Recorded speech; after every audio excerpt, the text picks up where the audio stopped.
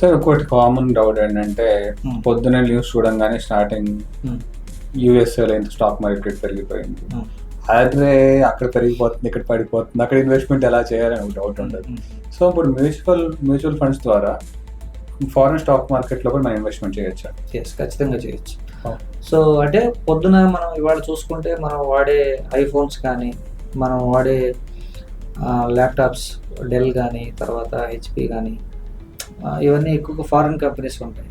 తర్వాత మనం వాడే మైక్రోసాఫ్ట్ ప్రొడక్ట్స్ కానీ, గూగుల్ ప్రొడక్ట్స్ కానీ, తర్వాత మనం వాడే ఫేస్బుక్ కానీ, మన ఇంట్లో వాడే కొన్ని ఫారిన్ కార్స్ కానీ, కొన్ని electronic gadgets like AC companies కానీ, శాంసంగ్ లాంటి కంపెనీస్ కానీ, ఇవన్నీ ఫారిన్ కంపెనీస్లో లిస్ట్ అయినటువంటి స్టాక్స్ అన్నమాట. సో ఫైనాన్షియల్ అసెట్స్ ద్వారా ఎస్పెషల్లీ మ్యూచువల్ ఫండ్స్ లేదా స్టాక్స్ లేదా ఈటీఎఫ్స్ లాంటి ప్రొడక్ట్స్ ద్వారా డెఫినెట్గా we can invest in foreign companies, that is foreign equity. అమెరికాలో గేమింగ్ కంపెనీ ఎన్విడియా, అమెరికాలో American company Apple incorporation, Facebook incorporation, meta, ఇట్లాంటివన్నీ కూడా ఫారిన్ కంపెనీస్.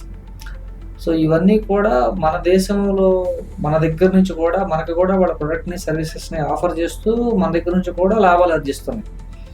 అట్లాంటప్పుడు మనకు కూడా ఫారిన్ కంపెనీస్లో కొంత ఇన్వెస్ట్మెంట్ చేసి ఆ లాభాల్లో కొంత తిరిగి మనం తెచ్చుకునే ప్రయత్నానికి కొంత అవకాశం ఉంది. సో బెస్ట్ రూట్ ఏంటంటే మ్యూచువల్ ఫండ్స్లోనే కొంత ఫారిన్ ఈక్విటీ లేదా ఫారిన్ కంపెనీ స్టాక్స్లో ఇన్వెస్ట్ చేసే మ్యూచువల్ ఫండ్స్ ఉంటాయి.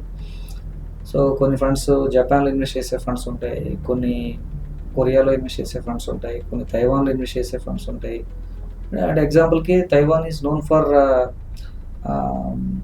మ్యానుఫ్యాక్చరింగ్ చిప్స్ అనమాట. సో చిప్ మ్యానుఫ్యాక్చరింగ్కి బాగా కాబట్టి we can invest in Taiwan, we can invest in Japan, so we can invest in China, we can invest in Hong Kong, we can invest in US. ఏ కంట్రీలో అయినా ఒక మంచి company ఉంది, if you want invest there అంటే so mutual funds ద్వారా ఆ facility ఉంది.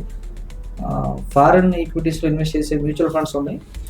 బట్ ఏంటంటే as per latest SEBI guidelines ఏంటంటే కొంచెం కొన్ని ఫారిన్ ఈక్విటీ ఫండ్స్లో ఇన్వెస్ట్ చేయడానికి లిమిటేషన్స్ ఉండడం వల్ల ఫారిన్ ఎక్స్టర్నల్ అవుట్ఫ్లోస్ అనేది ఆపారు. ఓకే. సో ఫ్యూచర్లో మళ్ళీ వాటిని రీఓపెన్ చేసే అవకాశం ఉంది. లేదా కొన్ని స్పెసిఫిక్ హైబ్రిడ్ ఫండ్స్ కానీ, కొన్ని specific funds automatically Indian equity plus foreign equity కాంబినేషన్లో కొన్ని ఆఫర్ చేసే కొన్ని మ్యూచువల్ ఫండ్స్ ఉన్నాయి. అవి చూసుకుని we can invest through mutual funds in foreign equities. Okay.